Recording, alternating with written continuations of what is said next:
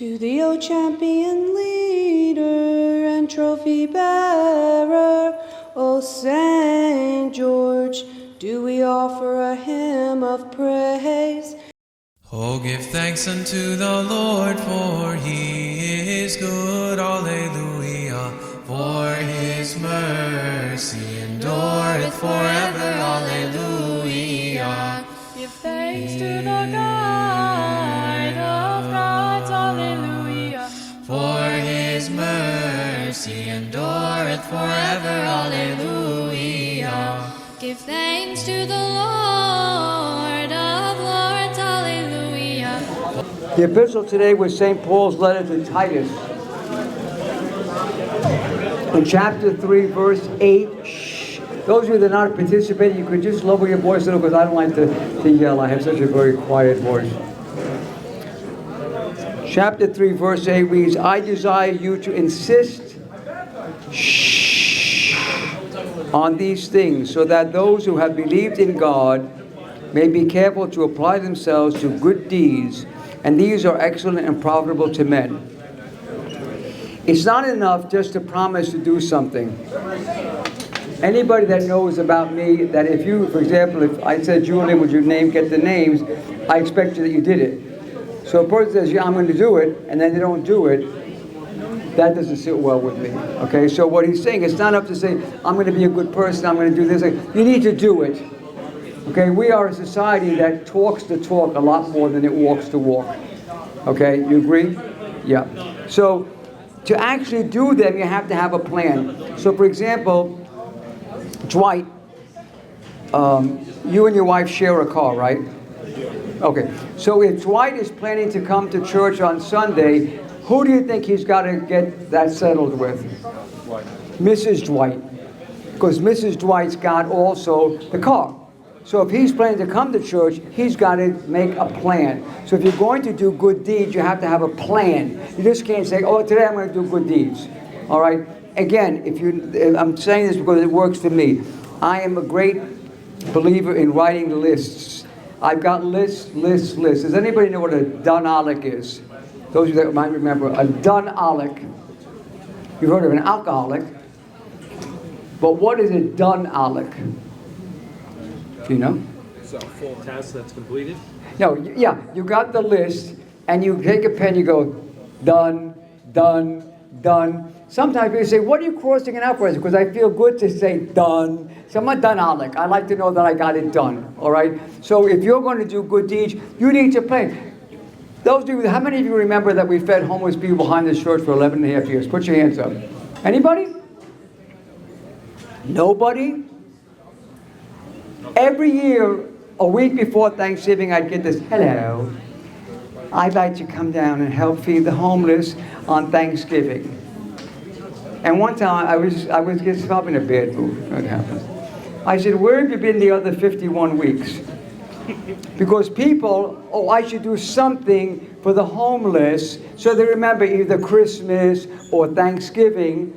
All right, but if we did that, we wouldn't have been able to feed anybody. When we had the homeless feedings, there was a lady named Rachel, wonderful lady. As a friend of hers named Suzanne, who was from Haiti, who God bless her soul, she passed away. They would cook all this food in Rachel's kitchen or Suzanne's kitchen and bring, what do you call those, the coolers.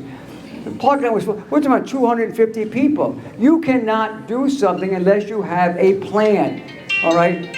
So what I'm getting at is if you want to do good deeds, it's not enough just to say, I want to do good deeds. You have to have a plan. So your plan might be, for example, Ashley, you might be able to do a good deed in a particular area, okay, that I can't do. But you have that. So it's not enough to say, I'm going to do it.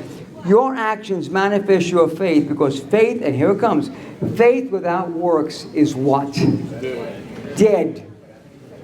Dead. Don't tell me how much, for example, a person is very wealthy, okay, but he never does anything with the money. What good does the money do? There are people, this happened, I hope they'll get mad at me. My mother had a cousin. His name was Gabriel, okay? Everybody knew that Uncle Gabriel had money. I'm going back to the early 50s, okay, middle 50s. And if you needed to borrow money, you went to Uncle Gabriel, okay? His wife knew he had money. He tells his wife, you will never get to spend my money. Just like that. He died. Well, up north, when you have somebody dies, they have 2 days of visitation. Not like here, 2 nights. So the first night, my parents went, and a lot of people went, for Uncle Gabriel, and his wife was sitting there. The next day was Saturday. My parents had to go out of town for the day. They came back in the funeral parlor, and my mother, as my mother says to her mother, where is Auntie so-and-so? They wheel her in. They wheeled her in. She had a heart attack and died. Why? They found out that Uncle Gabriel had stashed away $75,000 in cash. So what good was the money if he didn't do something with it? Okay? And that's one of the things that personally to me is irritating, is we have people in America that are billionaires. You can't possibly spend all this money unless you're going to buy stupid yachts or something. So if you've got the intention to do something, you need to do it. Just saying that you believe, I believe. You know what? We're going to have a baptism. I've told this before. It's really a joke. They're having a Baptist baptism in a river in Texas. You know what I tell you this joke? So this guy is just swimming, and he actually swims into the middle of the baptism. So as he pops his head up, the minister says, I baptize you in the name of the... And he pushes him down. And the guy comes up, and the minister says, do you believe? The guy goes, huh? Push him down again. Comes back up. He goes, you believe? He said, push him down again. He said, do you believe? The man says, I believe you're trying to drown me. Okay? So the point is, you need to do something with it. You just can't sit there and say, I have faith without actions. It goes on and says in verse 9, but avoid, here it comes. You ready for this? So current. But avoid stupid controversies, genealogies, dissensions, and quarrels over the law, for they are unprofitable and futile. Chapter 3, verse 9. All truth is from God. Don't get involved in lying. Common sense. You all remember, or you read about the landing on the moon? There are people that will tell you that was all staged. That they didn't really land on the moon. They were out in Utah. Now think, this is common sense. Do you actually believe in those days during the Cold War that if the Soviet Union knew that we had staged it, they wouldn't have shown it to the whole world? You think the Soviet Union liked the idea that the Americans got to the moon before the Soviet Union did? Of course not. That's common sense. So when they say, use your common sense, these things don't make any sense. All right, and we get involved with it. Now, I can guarantee you, after what happened yesterday, it's going to be all over the internet. All sorts of theories, all sorts of conspiracies, was it a real bullet? Whatever, okay? It's a waste of time, and that's why we don't have political discussions, because it'll divide us, okay? So when you are talking about genealogies, a person said to me one time, and this is true, I was in my second year of high school. This guy's background was British. Okay, he had a family crest. Okay, and he said, this is my family crest from 325 years ago. And I was impressed. I was, 325 years. So I went to my grandmother, my father's mother, may her soul be. Of course, one of the educated women I ever met in my life, spoke 7 or 8 languages, brilliant woman. I said to her, Grandma, this guy was really impressive. His family goes back 325 years. She said, really? I said, yeah. She says, your family goes back to the Old Testament. I said, what? What did you say? She said, it's in the Old Testament. Now, she's got me hooked on this one. Now I want to know where this is. And it's true, if you look at the second book of Kings, it says right there, beware of the men of Hamatie. Because it was like if you want to say, like a big square area of territory, and one of the corners was guarded by the men of Hamatie. Well, there's a town in Lebanon called Hamatie. That's where my name comes from. Okay, you know what? In those days, that and $1 would buy you a cup of coffee. Who cares? Okay? In fact, I was telling somebody today, I'm trying to think, it was one, maybe it was Ryan, I don't remember. But we were upstairs and they were saying how, oh no, I know what it was. This just happened. You're going to love this. This woman was born in 1892 or 1882 in a city in Lebanon called Jazin. Her name was Haddad, Haddad. I don't know where my son Douglas finds these things. Anyhow, this woman comes to the United States. She's here between 1915, 1920, something like that. And she had to work. So she became a cleaning lady and a maid. She spent the next 20-something years stealing jewelry from the different people that recommended her as a great cleaner. She ran the largest mafia family headed by a woman at that time in the United States. So I call up one of our preachers whose last name is Haddad, who comes from the same city in Lebanon. I said, I was reading about one of your ancestors. She goes, oh no, I don't think so. The point is when people talk about, you know, what is it, Ancestry.com? Yeah. I'm not going on that. I don't know what's back there. I don't want to find out what's back there. Great-grandparents is far enough for me. I'm not really interested because if my name is partially in the Old Testament, who cares? So we get so involved, and there's another story. This woman was Greek, living in Milwaukee. Her husband did very well. They bought a house in the upper area, you know, the hooty-tooty area of Milwaukee, and she had a neighbor who's, I think her name was Johnson, I'm not sure. And Mrs. Johnson were very wealthy people. So one day, Mrs. Bakopoulos is out by the hedge between the Bakopoulos territory house and the Johnson. So being, you know, she's very friendly, she says, hello, Mrs. Johnson. She ignores her like dirt. Next time, same thing, ignore. So now Mrs. Bakopoulos is getting angry. So next time she sees Mrs. Johnson, she goes, hello, Miss Johnson. Nothing. She said, Mrs. Johnson, let me tell you the difference between my family and your family. And Mrs. Johnson says, oh, really? She said, your family get here before mine. They got here early. They made the money ahead of time. Okay? Nobody stayed in America. No immigrants came to this country and stayed here for the weather. They came to get a better life. Okay? It's in the New Yorker magazine from 1907. Immigrants in New York City were arrested by the police for digging up cobblestones. The streets had cobble. They took the cobblestone. They said, what the heck are you doing? The guy, and this is true. The guy says, I take it home. I need money. He said, what? He said, it's made of gold. Made of gold. Did you ever hear the story that they said the people was made of gold? You know why? Because when they were living, came from the old country, I don't care where the old country was, they would never tell people what they did for a living to survive in America. Oh, I come here, money in the street. Because they were embarrassed. They're not going to tell people. There was a guy from Daytona Beach who was Greek, his name was Costa. The man had his PhD, but he had it from Greece.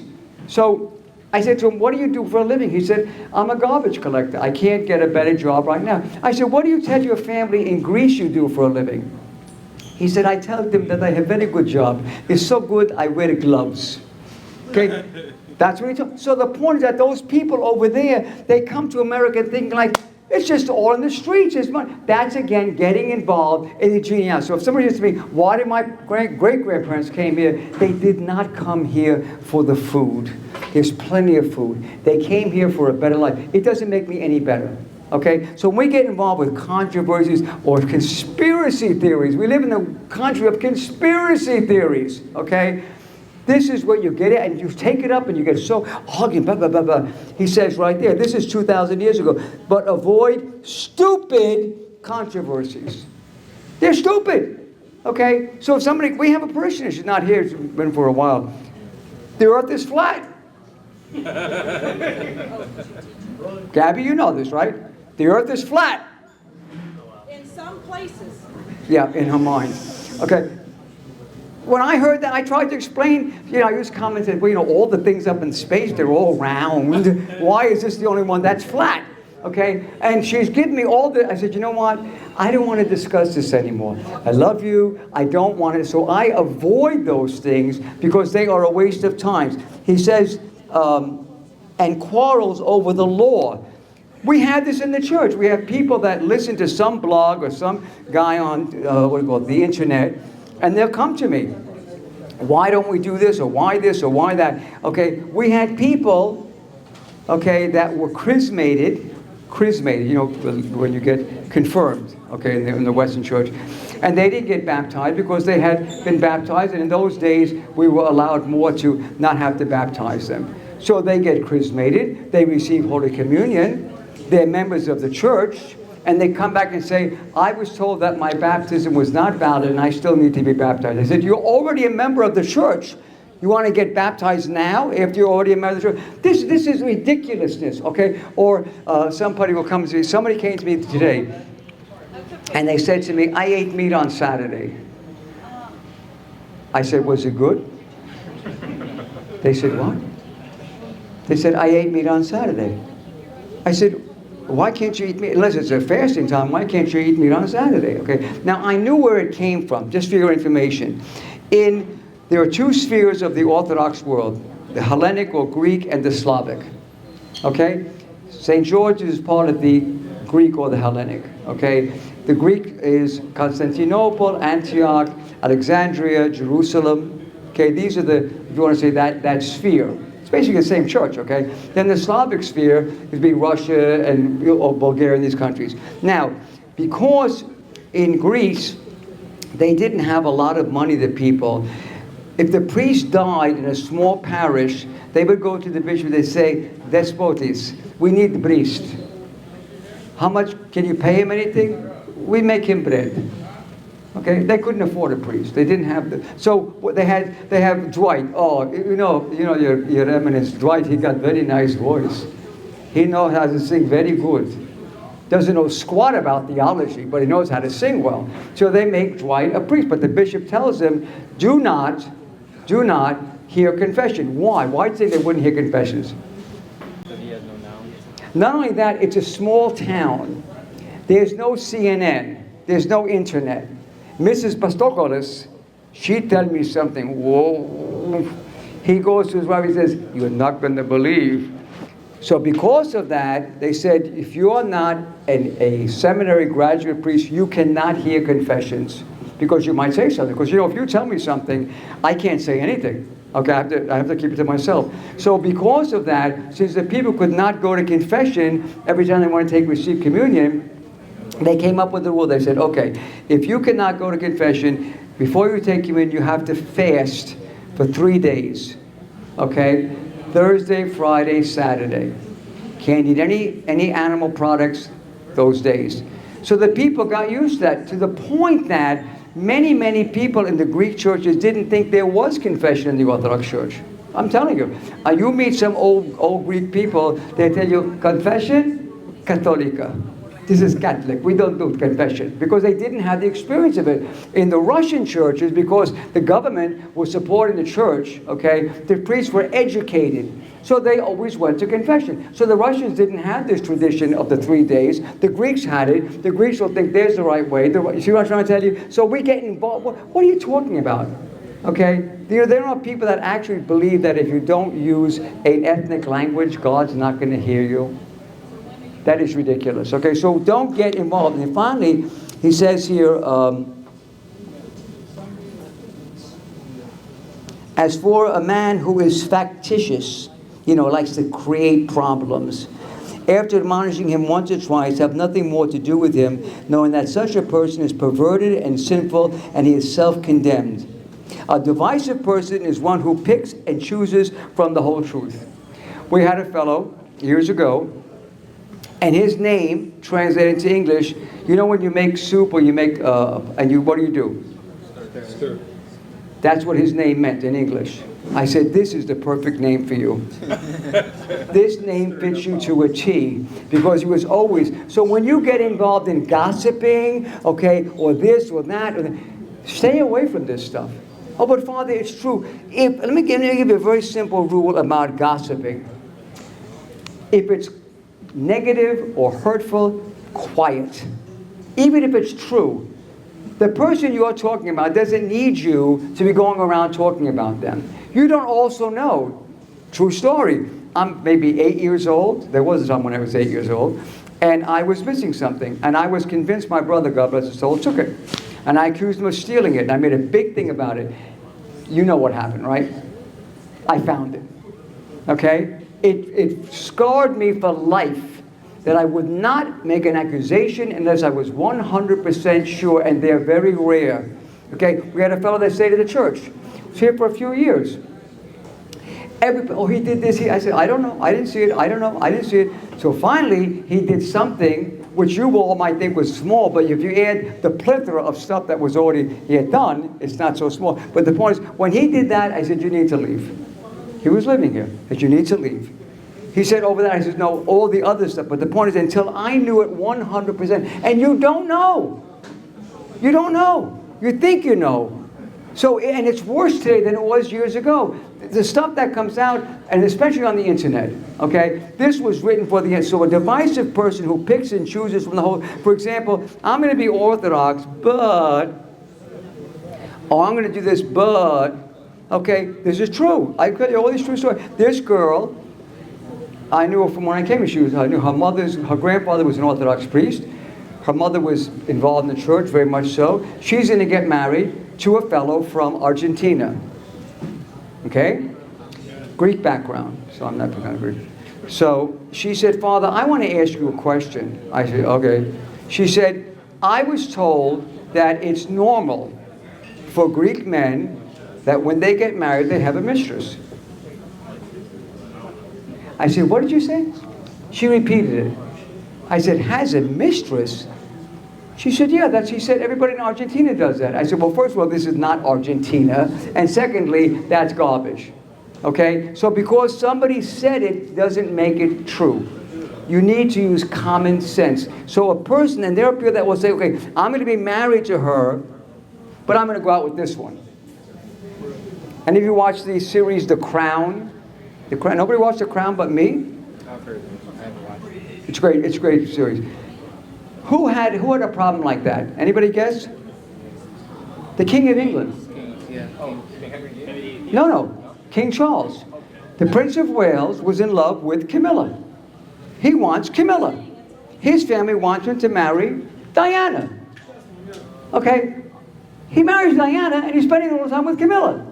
So, and when they brought it up to his family, the Queen and his father and all that, the Queen Mother, who's his grandmother, says, well, isn't that what everybody does?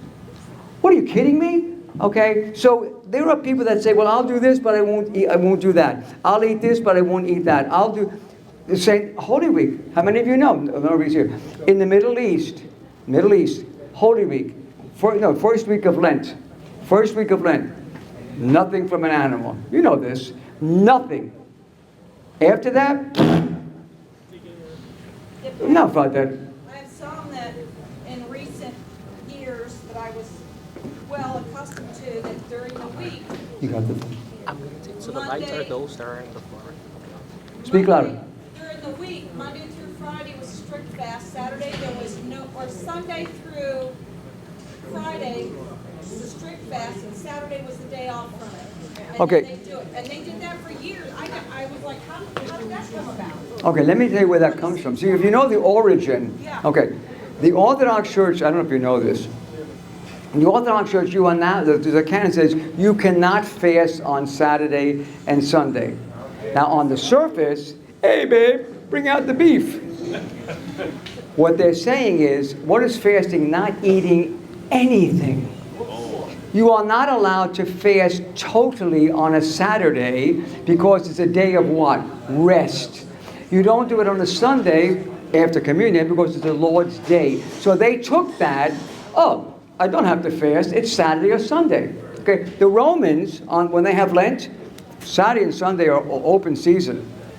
They count the 40 days from Ash Wednesday to what they call Easter, but they're not counting the Saturdays and Sundays. It's open season. Friday fish for the Roman Catholics. Okay. It's just Friday now with them. And Wednesday Ash Wednesday, and then from that forward Friday fish. If you, okay, let's move it. So, I'll pick on you. I don't see him that often. You gotta make him, see, he's getting wet as his shirt. So, okay, what I'm getting at is that people will pick and choose. So some people will fast, prepare for communion. You can, when they open their mouth, take communion, you can always, little sticky things that, I don't know what they call, like saliva. They open it up, okay. Fasted, cursing like a sailor, gossiping about people like you can't believe, looking at things on the internet which they shouldn't be looking at, but they fasted. Okay? You see, this is the thing that drives a priest crazy. Either you do it or you don't. I have more respect for people. Let me give you an example. I said years ago, was becoming to great length, I said, anyone who believes that fasting is correct but will not fast, ready?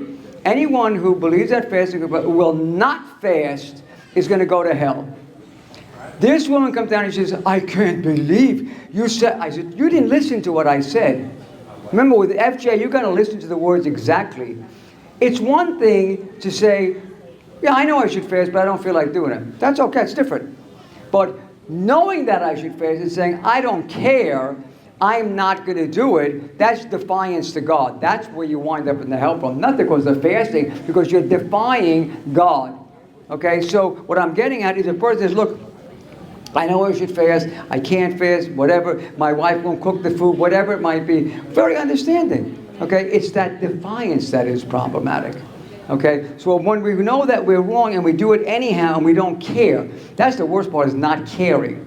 Okay, I've got lots of people say, I'm sorry for, look, my dad worked in a nightclub. I go up on a Friday, we were going to go up to the mountains, and they had a party for my dad because I think his birthday was coming up, and they had some pulled pork, and I ate some pulled pork. And my father was a wise guy. He said,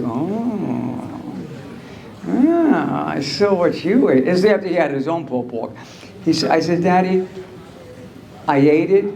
I admit eating it, okay? But that's what would get me to hell is if I said, I don't care what God said. That was the point. I don't care what God said. So if you're going to be a person that picks and chooses, okay, it's not going to work. It's not going to work. Either you choose. Now you may fall. That's okay. We're all going to fall. But at least you made the right choice. But to sit and say, oh, this doesn't count, this is not necessary. And that's when you say, hey FJ, I got to talk to you about this stuff. Is this necessary? Blah, blah, blah. Of course, believe it or not, some of you, I don't know if anybody thinks I'm that strict, I'm not. And it's not because I don't care. It's because I know how the devil operates. He's going to get, oh, you're going to go to hell. You ate a hamburger. Eating a hamburger is more problematic right now than going to hell because they're garbage anyhow, okay? A sect is a group that follows its own choices, independent of holy tradition. Why? You don't. Why do you think there are 4,000 different denominations in the United States? Because they're all nitpicking on certain things and all have the arguments on certain things. But there's something else.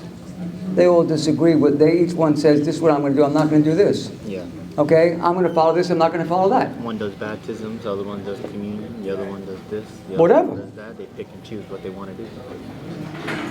Anybody here a naturalized citizen? Naturalized citizen, became an American citizen? Nobody? Everybody was born here? I'm unnaturalized. I'm in the process of it. Okay, so what are they going to expect you to, when you stand at that ceremony and you put your hand up, what do they ask you to repeat? I haven't done it yet. I'm in the process of doing it. Okay. I'm in the process. Different question. He wasn't paying attention. You become a congressman. You become a congressman. The smallest, the group leader, whatever it is, you have to defend the Constitution. Yes. And then you become a member. I solemnly swear to protect and defend the Constitution of the United States. So help me God. Be quiet. Then you become a millionaire. Quiet. This is not jokes. Point is that they expect you to mean what you're saying. You can't sit and say, I'll defend the Constitution, but. All right? So people that pick out what they want the church to be is not what the church is saying. You may not agree with everything. There was a lady years ago. She said, Father John, I believe in abortion. What, are you going to throw her out of the church? Got a problem. Okay, you believe in abortion, let's talk about it, yada, yada. She still believes in abortion. Okay, if we're going to restrict communion to the people that live and believe everything the church says, I don't get communion. We all fall short. Not just sinners, honey. We all, but the point, there are people that purposely pick every little thing to what they, and what is a great example, I'll end with that. What is one of the great examples in the Orthodox Church where people pick this or that and they make a big issue about it, you know? Schism with the Roman No. Fasting? No. That's a different thing. Anybody? Female deacons? Nope. Hold on. This. Oh, yeah, the calendar. The calendar. Oh. Christmas. I said, on Christmas Day. What is Christmas Day? I knew what she was getting to. Look, I didn't change the calendar. Okay? Do you know that the calendars, Gregorian calendar, Julian calendar, none of them are 100% accurate. They're not. Okay? They go by the stars or whatever it might be. But you got a person that, with the old day of Christmas, which is January 7th. So a person celebrates January 7th, okay? And they're yelling at people that celebrated on December 25th. It's also the same for Pascha. Pascha Yeah, but the also Western Easter. separates people's thinking for the same reason. Christ is risen, and he has. But if you've been raised Maronite and you celebrated with the Roman Catholic days, suddenly you're not celebrating it on the right day. The same thing happens. It's over the calendar rather than the resurrection. But there's a difference here. Yeah, okay, for example, the Coptic Church. Yes. Coptic Church is not in communion with the Orthodox Church, but they celebrate Pascha with us. I didn't know they were. No, that's another story. We'll get to another lesson, okay? They celebrate Christmas on this. No, they don't celebrate Christmas with us. I'm sorry. What they do, they celebrate Pascha with us. They're the same Pascha, no matter what the number is, it's always the same, okay? But this calendar was changed back in the 20s because they went to the Greek government. It's where it started in Greece. And they said, it's very difficult for us to conduct business in Europe because we're on two different calendars. And they put pressure on the Greek government. The Greek government put pressure on the Greek church, okay? And they used what they call a revised Julian calendar, which basically went to the new calendar, okay? What I'm getting at is, whether you celebrate Christmas on the 27th, on the 7th, on the 8th, whatever it might be, when you celebrate Christmas, understand it's an artificial date. We don't know when Jesus was born. They picked the Christmas, December the 25th, because of Saturnalia. It was a Roman pagan holiday. It had nothing to do with Christianity. It's a long story, but that's how we came up with the 25th of December. Now, the important thing is, for example, if I said to Elena, okay, you go back 100 years ago, people started to migrate to the United States, to the West, out of Orthodox countries. So the priest told them, listen, before they changed the calendar, when you go there and they tell you it's Christmas Day, it's not Christmas. It's 12 December. When they have 13, or the 7th of December, of January, that's 13 days later, that's when it's Christmas here. That's how that all started, okay? So what I'm getting at is that I would have preferred they didn't change the calendar, but it was before my time. I have nothing to do with that, okay? But what I'm trying to get at is that people that will sit and fight, there were people that were families that actually were almost killing each other over this issue. I don't think that's what the Lord wants us to be doing, okay? So what's important is that whenever you celebrate with the goodness of Christ in your heart, and not just they're going with some legalism. And that's what this is referring to. There are people that pick and choose what they want, and that's where they make an issue. Okay? Any questions? And that falls into your posts with people. Huh? That's the same as the things that are posted online, and you have to debunk it or share where the teaching came from, but it's not really of a current teaching because the world has changed and it's not effective. And then they tell you, well, why is this happening? And old teachings of the church, and they're trying to bring them forward. Why am I not on Facebook? Well, it's not just. No, but I'm just using that example. Those things, but it's all over the place. I mean, even if you go on the World Wide Web and you type in Orthodox Church and you open it, there'll be like loads. And if you happen to open one that you think seems absolutely correct, and you open it, there may be, I think this is what your sermon has been about, there may be teachings on there that are from they're just plucked out. They're plucked out and placed, and they don't really apply. And then people come and say, why is there any women standing up near the altar, for example, right? Why did this woman read the epistle, you know? Because they're extracting something that was a teaching from, I don't know, 5th century, you know, something like that. Okay, what I'm trying to get at is that it would be better in that situation, and you know, just again, I got the call. Is this St. George? No. I called him back. Did you just call my number? She said, no, I was calling for St. George. I said, he's up in heaven. I said, I'm the priest, I answer the phone. Churches do not answer phones. Even if you have a machine, the church itself does not answer the phone. Okay? So I answer the phone. I even sometimes, if I'm lonely or on board, I answer scam calls just for the heck of it. Okay? What I'm getting at is that call up. I don't understand why is this and this and this, and we'll have a conversation. All right? Because that's why I told, I think it was you, I'm not sure. No, it was Adam that was here. I said, there are short questions, long answers. Their answers are long for the simple reason that there's so much you need to understand about. You just can't say, did. Okay, why is it so? Because I said so. Who cares what I said? All right? So be very careful, because we're coming into a time, we're not getting political, it's going to get worse. The next few months, it's going to get worse. Okay, there's going to be all sorts of stuff out there. Use common sense. Okay, but you'd even be better to just ignore it. Because there's just a lot of stuff flying around on the, what did you call it, the World Wide Web? Yeah, www. Yeah, with the 2 slashes and the HTTP. I got it. Okay, any other questions relating to church? I mean, that's interesting because saying like just leave it alone. Because I remember I have a Muslim friend, and she tried to argue with me, and I didn't want to argue. It was literally about Christmas. She was like, you know, like you're on a pagan holiday. I said, I'm not gonna lie, I don't care what you think.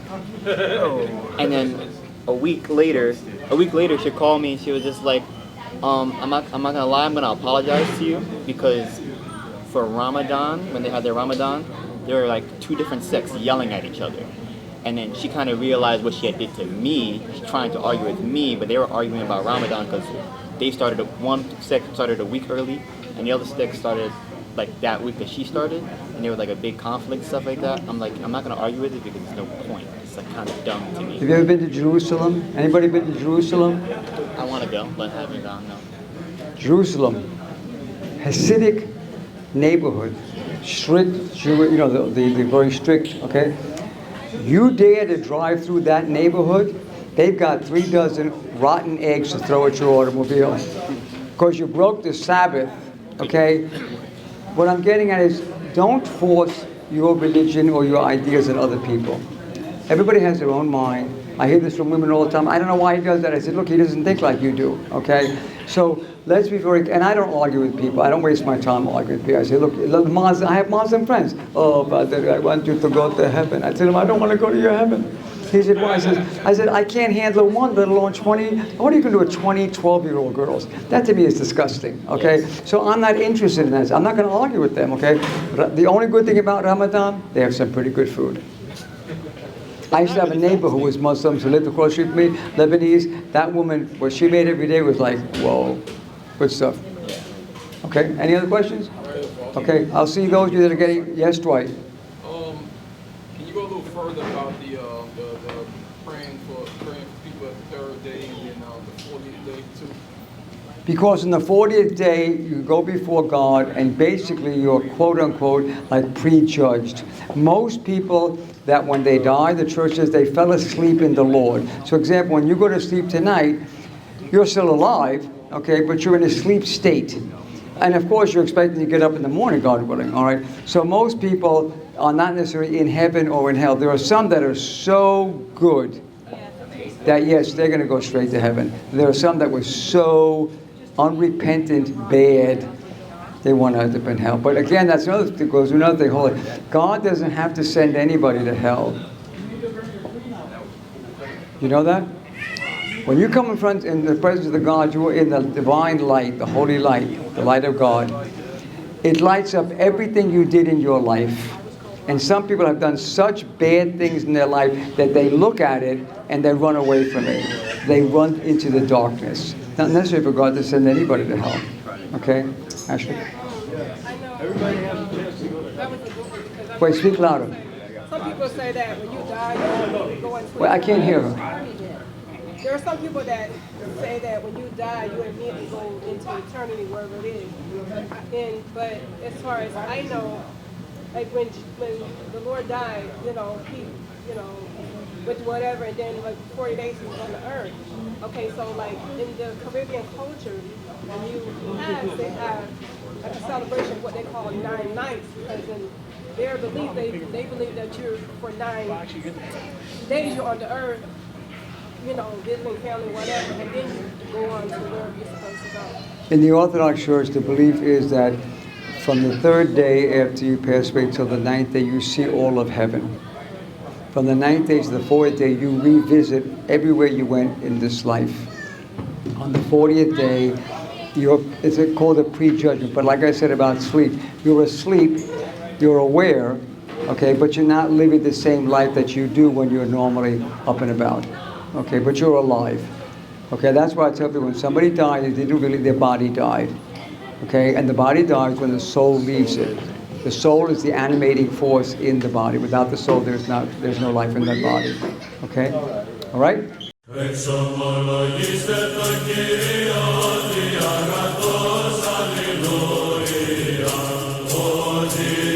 Alleluia,